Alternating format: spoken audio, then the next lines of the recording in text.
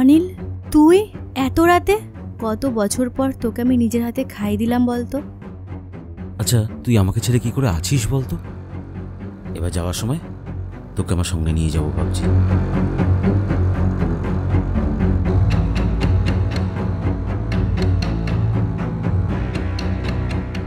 অনিল, মানে তোমার সেই এক্স বয়ফ্রেন্ড?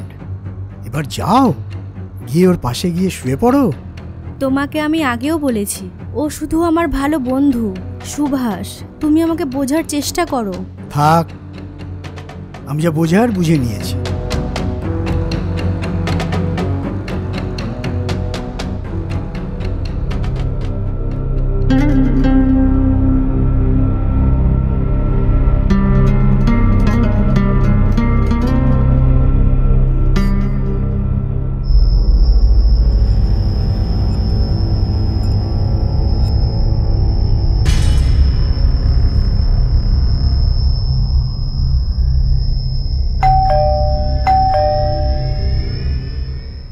সুভাষ কি আজ তাড়াতাড়ি ফিরল? ও তো 11টার আগে ফেরে না। দেখি।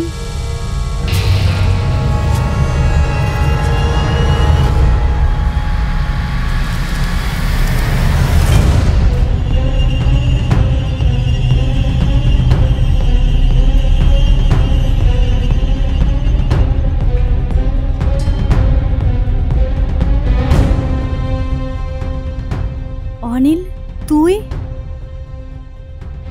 এত রাতে? আমার বাড়ির ঠিকানা কোথা থেকে পেলি? অনেক কষ্টে তোর বাড়ির ঠিকানাটা খুঁজে পেয়েছি, আর সেসব কথা পরে হবে। শোন না, আমি খুব টায়ার্ড, একটু ভেতরে আসতে পারি? আচ্ছা, আয়।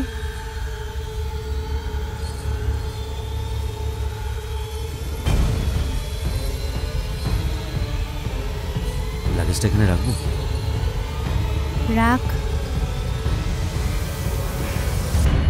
বলছি, তোর বেডরুমটা? আরে বল না, আমি দাঁড়াতে পারছি না, শরীরটা খুব টায়ার্ড। ও, এটা ঠিক আছে।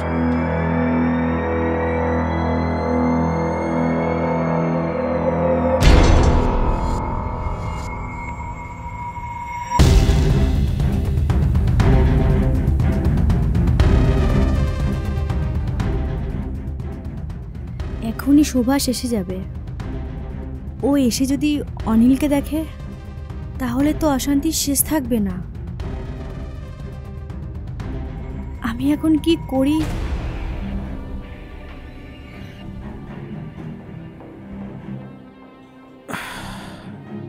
চন্দ্রা, চন্দ্রা, একটু এদিকে আয়।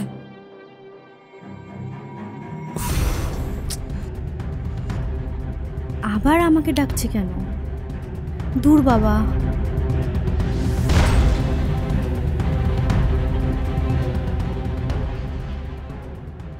ডাকছিস কেন? বলছি, কিছু খেতে দিবি? খুব খিদে পেয়েছে। আসলে এখন খাবার কোথায় পাই বলতো? দেখ না, খুব খিদে পেয়েছে, আর কিছু না খেলে ঘুমটাও তো আসবে না। তুই কি আজ এখানেই থাকবি নাকি? হ্যাঁ, থাকবো বলেই তো এলাম। তাছাড়া এত রাতে কোথায় যাব? বলছি, কিছু খেতে দে না প্লিজ, খুব খিদে পেয়েছে। সুভাষ এক্ষুনি চলে আসবে। ওর খাবার ছাড়া দেওয়ার মতন কিছুই নেই। কাজের মেয়েটা থাকলে না হয়। তুই সুভাষের খাবারটাই আমাকে দে না প্লিজ, আর ওকে ফোন করে বলে দে ও যেন বাইরে থেকে কিছু খেয়ে আসে। চন্দ্রা প্লিজ, আমাকে কিছু খেতে দে না। দাঁড়া, দিচ্ছি।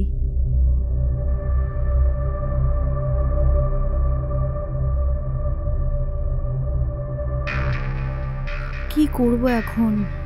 কি যে করি কিছুই বুঝতে পারছি না। কটা বাজে দেখি? 11:10 বেজে গেল। কি হবে এখন?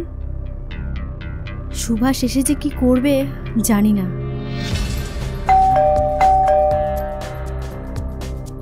সুভাষ এসেছে, কি যে করি।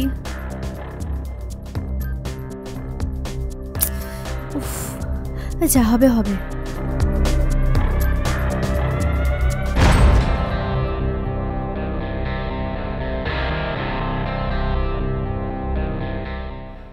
সুভাষ, সুভাষ, সুভাষ, তোমার সাথে আমার একটু জরুরি কথা আছে। ওহো, এত রাতে আবার কিসের জরুরি কথা? এখন আমার প্রচন্ড খিদে পেয়েছে, তুমি আমার খাবারের ব্যবস্থা করো, আমি হাত মুখ ধুয়ে আসছি। না, আগে তুমি আমার কথাটা শোনো। আমি তোমার সব কথা শুনবো, তুমি আগে আমায় খেতে দাও, আমি খেতে খেতে তোমার কথা শুনবো। এদিকে এসো। ওহ। বসো। তুমি আগে আমার কথাটা তো শোনো। তোমার কি হয়েছে বলো তো? তোমায় একটা কথা বলবো, রাগ করবে না তো? তোমার কি এমন জরুরি কথা আছে? আচ্ছা বলো। আজ তোমার খাবারটা নেই। মানে মানে কাজের মেয়েটা কি আজকে আসেনি? আচ্ছা, তুমিও তো কিছু রান্না করতে পারতে, বা আমাকে ফোন করতে পারতে, আমি বাইরে থেকে খাবার নিয়ে আসতাম। তা নয়, আসলে হঠাৎ করে অনিল চলে আসে, আর ওর খুব খিদে পেয়েছে বলল, তাই। অনিল? মানে তোমার সেই এক্স বয়ফ্রেন্ড? বাহ, দারুণ। আমি বাড়ি ফিরে কি খাবো তার ঠিক নেই, আর তুমি তোমার ওই এক্স বয়ফ্রেন্ডকে খাইয়ে ফুর্তি করে, আর এখন আমায় কি বলছো যে আমার কোনো খাবার নেই? ছি! এসব তুমি কি বলছো? তোমার মাথা ঠিক আছে? আমি জানি আমার এখন কোম্পানির খারাপ অবস্থা, আমি লেবারদের মাইনে দিতে পারছি না, তাই বলে তুমি তোমার ওই বন্ধুকে নিয়ে ফুর্তি করবে? ছি ছি ছি ছি ছি। ছি সুভাষ, তোমার ভাবনাটা এমন জায়গায় যাবে আমি ভাবতে পারিনি। এটা কতদিন ধরে চলছে? আস্তে কথা বলো। আস্তে কথা কেন বলবো? কেন আস্তে কথা বলবো? অনিল ঘরে আছে। ঘরে মানে? আমাদের বেডরুমে? ও, পালিয়ে যাওয়ার সময় পাইনি বুঝি? ও, আমি বাড়ি না থাকলে এসব ফুর্তি চলে। আচ্ছা, বুঝলাম। প্লিজ সুভাষ, তুমি আমার কথাটা শোনো। কি শুনবো তোমার কথা? আর কি শুনবো?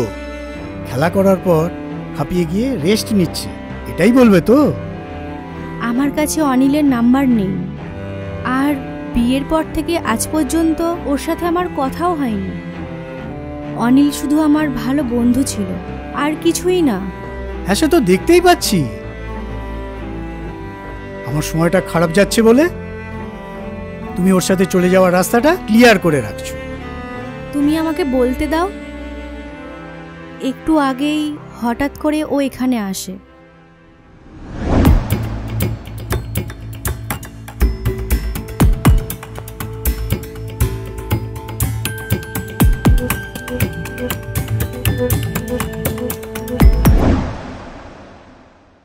এমন করে বলল, আমি আর না করতে পারলাম না। তাই তাকে হাতে করে খাইয়ে দিয়ে, তার সাথে রিল্যাক্স করে, তাকে বেডরুমে শুইয়ে রাখলে। তোমাকে আমি আগেও বলেছি, ও শুধু আমার ভালো বন্ধু। আমার বুঝতে কোনো অসুবিধা হয়নি। তুমি কি চাও এবার যাও, গিয়ে ওর পাশে গিয়ে শুয়ে পড়ো? আমি পাশের ঘরে যাচ্ছি। ও, আমি পাশের ঘরে থাকলে যদি তোমাদের অসুবিধে হয় তাহলে বলো, আমি নিচে গিয়ে গাড়িতে শুয়ে পড়ছি। সুভাষ, তুমি আমাকে বোঝার চেষ্টা করো। থাক, আমি যা বোঝার বুঝে নিয়েছি।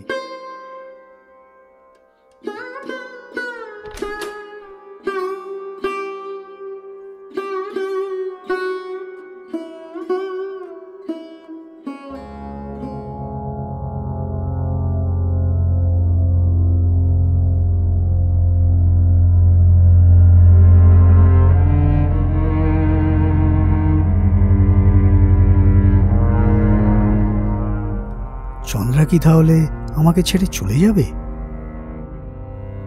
চন্দ্রা কি করে পারলো এটা করতে?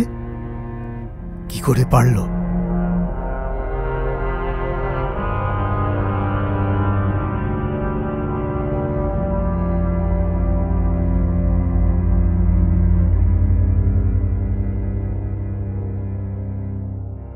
কত বছর পর তোকে আমি নিজের হাতে খাই দিলাম বলতো।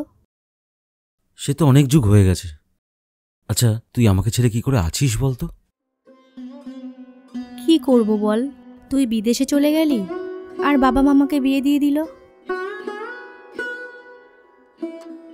আমার জন্য আর কটা দিন অপেক্ষা করতে পারলি না? নে খেয়ে নে। আর পাচ্ছি না, পেট ভরে গেছে, বিশ্বাস কর। এটা খা, আর খেতে হবে না।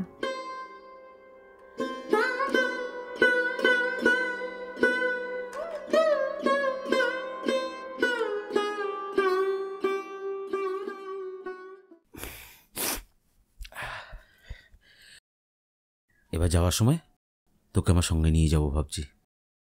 সেটা আর সম্ভব নয়।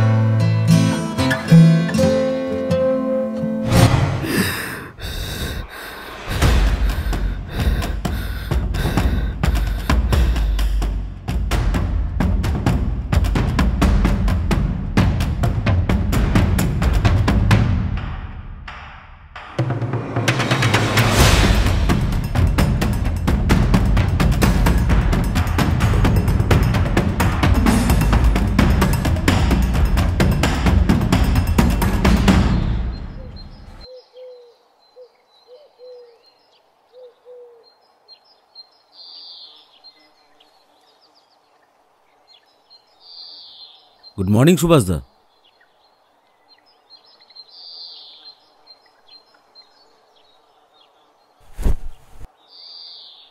এত সকাল সকাল কোথায় যাচ্ছেন? বসুন, আপনার সাথে আমার কিছু কথা আছে। তোমার সাথে আমার কোনো কথা থাকতে পারে না। সুভাষ দা, আমি কাল রাতে আপনাদের সব কথা শুনেছি। তার মানে? আপনার জায়গায় আমি থাকলে আমারও হয়তো ঠিক একই ভাবনা আসতো। এতে আপনার কোনো দোষ নেই। কি বলতে চাইছো কি তুমি? মাস কয়েক আগে একটা গাড়ি অ্যাক্সিডেন্ট আমার বাবা মা মারা যায়। এখন আমি দুবাইয়ে থাকি। বাবা মার শেষ কাজেও আমি তাদের সাথে থাকতে পারিনি। দিন 10 হলো বাড়ি ফিরেছি। এখানে আমার তো আর কেউই নেই। তাই আমি আমার সব কিছু বিক্রি করে দিয়ে দুবাইয়ে চলে যাব। সরি, কেউ নেই বললে ভুল হবে। একজনই আছে, আমার সব থেকে কাছের, আমার প্রকৃত বন্ধু, চন্দ্রা। অনিল, তোকে আর কিচ্ছু বলতে হবে না। বলতে তো আমাকে হবেই চন্দ্রা। আমি অনেক খুঁজে তোর বাড়ির ঠিকানাটা বের করেছি, শুধু যাবার আগে তোর সাথে একবার দেখা করার জন্য। নেহাত তোর বাড়িটা খুঁজে পেতে আমার অনেক রাত হয়ে গেছিল। আর এই কদিনে সব কাজ আমি একা হাতে মেটাতে মেটাতে খুব ক্লান্ত হয়ে পড়েছিলাম রে। আমার এই ব্যাগে 40 লক্ষ টাকা আছে, আর একটা চেক বইও আছে, সব সই করা। আর ব্যাংকে 4 কোটি টাকাও আছে। আমি সবকিছু তোকে দিতে এসেছি চন্দ্রা। অনিল, সুভাষদা, আপনার কোম্পানি বসে গেছে শুনলাম। আপনার কোম্পানির স্বার্থে যা টাকা লাগে আপনি ওখান থেকে নিয়ে নেবেন। কি বলছো তুমি? না না, তুমি তোমার টাকা নিয়ে যাও। আপনাদের আশীর্বাদে দুবাইতে প্রায় আমি 50 কোটি টাকার মালিক। কি হবে এই টাকা নিয়ে? তার চেয়ে এই টাকাটা যদি আপনার আর চন্দ্রার কোনো কাজে লাগে, তাতে আমার বাবা আর মায়ের আত্মা শান্তি পাবে। সুভাষদা, চন্দ্রা শুধু আমার একজন ভালো বন্ধু, আর কিছু না।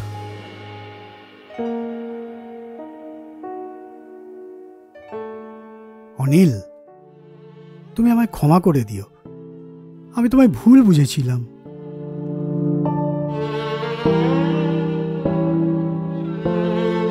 এবার আমাকে বেরোতে হবে দাদা, আমার ফ্লাইটের সময় হয়ে গেছে। অনিল, আমাকে ক্ষমা করে দিস বন্ধু। এক বন্ধু হয়ে আরেক বন্ধুর কাছে ক্ষমা চাইছিস? বোকা। আসি রে, ভালো থাকিস।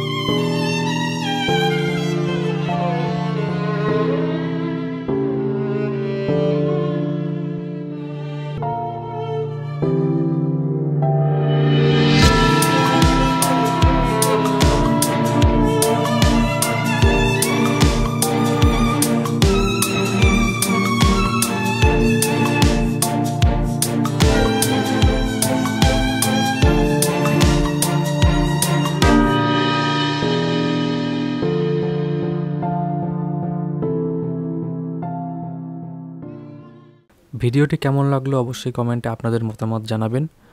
1 লক্ষ পরিবার হতে আর বেশি দেরি নেই। চ্যানেলটি সাবস্ক্রাইব করে আমাদের পাশে থাকুন। দেখা হচ্ছে পরের ভিডিওতে। ধন্যবাদ।